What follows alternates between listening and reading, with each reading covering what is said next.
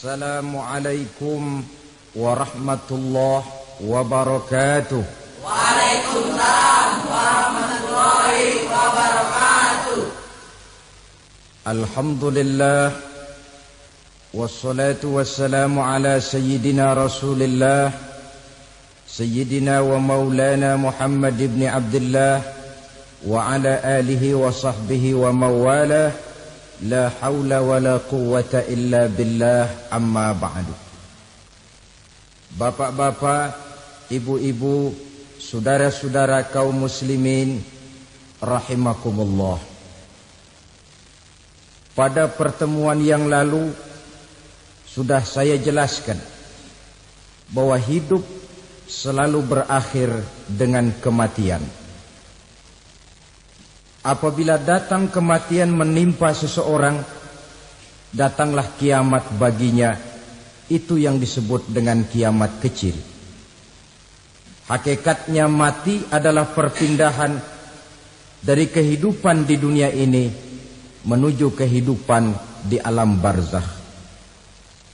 Menunggu kita di alam barzakh sampai datangnya saat kiamat.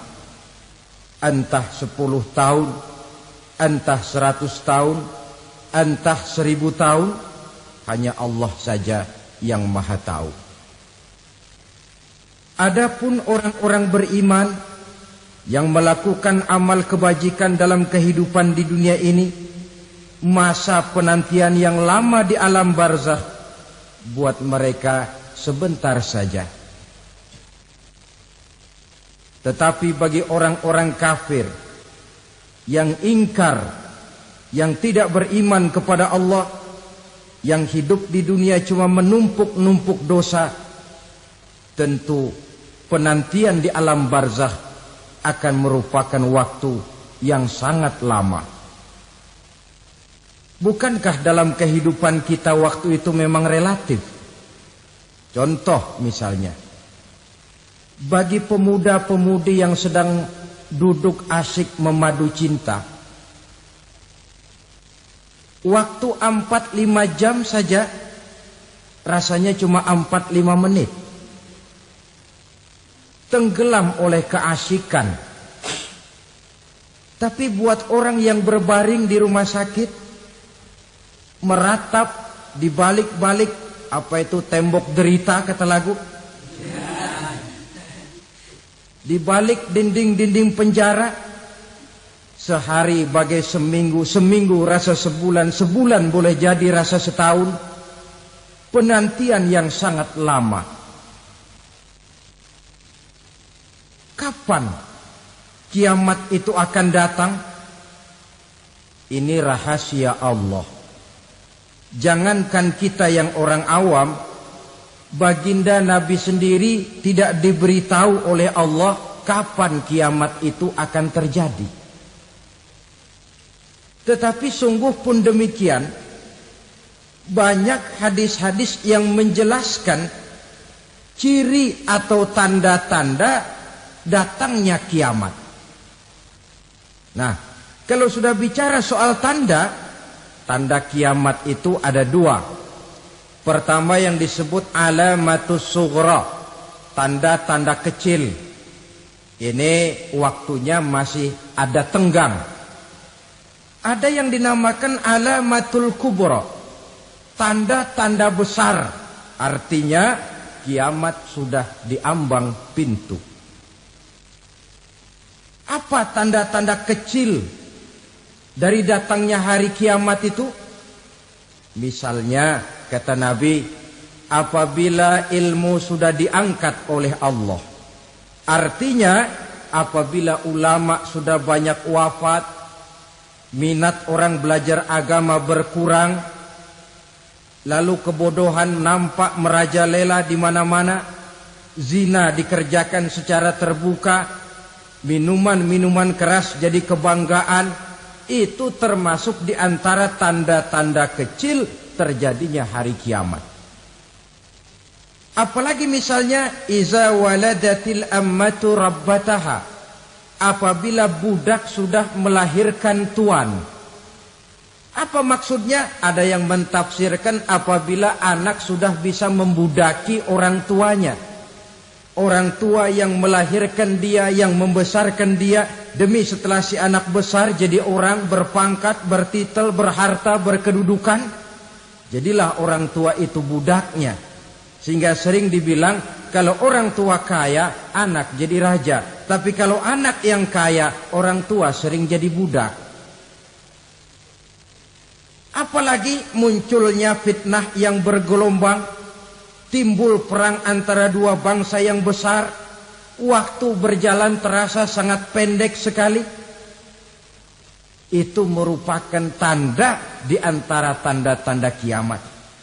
Termasuk di dalamnya sulit membedakan mana laki, mana perempuan. Kan kalau tanda-tanda kayak begini sekarang sudah banyak kita lihat kan. Ulama banyak wafat. Penggantinya sulit. Zina dikerjakan berterang-terangan, minuman keras jadi kebanggaan.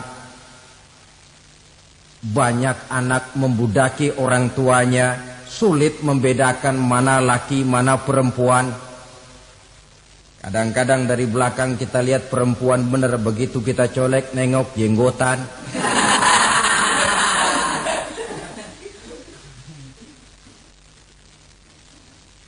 Ini termasuk tanda-tanda kecil. Masih ada tenggang sampai akan terjadinya kiamat itu. Nah, yang dimaksud dengan tanda-tanda besar, ini tanda besar artinya kiamat sudah diambang pintu. Pertama, matahari terbit dari sebelah barat. Apabila matahari sudah terbit dari arah sebelah barat, tertutuplah sudah pintu taubat. Bersabda Nabi kita, la taqumus sa'atu hatta tatlu'a syamsu min maghribiha. Tidak akan datang hari kiamat sampai matahari terbit dari arah sebelah barat. Fa iza tala'at, manakala matahari telah terbit dari arah sebelah barat, wara'ahan nasu, manusia banyak menyaksikan itu, amanu ajma'un, mereka pun lalu beriman. Yang tadinya kafir, yang tadinya ingkar, yang tadinya membangkang, setelah melihat matahari terbit dari sebelah barat, buru-buru beriman, berlomba-lomba mengucap dua kalimat syahadat. Tapi apa yang terjadi? Kata Nabi, wadzalika hina la yanfa'u nafsan imanuha lam takun amanat min qabl. Hari itu adalah hari yang iman sudah tidak berguna lagi bagi seseorang apabila sebelumnya memang dia tidak pernah beriman. Au kasabat fi imaniha khaira, atau beriman tetapi tidak pernah melakukan kebajikan di dalam keimanannya itu. Hari yang sudah kasib, hari yang sudah terlambat, beriman tidak akan ada gunanya lagi. Ini pelajaran buat kita. Sebelum sang surya terbit dari sebelah barat, sebelum nafas sampai di tenggorokan, artinya pintu taubat masih terbuka. Kalau dua hal itu sudah terwujud, nafas sudah sampai di kerongkongan, atau matahari sudah terbit dari arah sebelah barat, tertutuplah sudah pintu taubat. Tak ada lagi gunanya pangkat, jabatan, harta, bahkan beriman pun dalam suasana macam itu. Too late, kata orang Kulon. Sudah terlambat. Matahari terbit dari arah sebelah barat. Itu tanda besar, artinya kiamat sudah diambang pintu. Lalu apalagi tanda besar? Munculnya Dajjal. Dajjal artinya pendusta-pendusta yang menyesatkan manusia.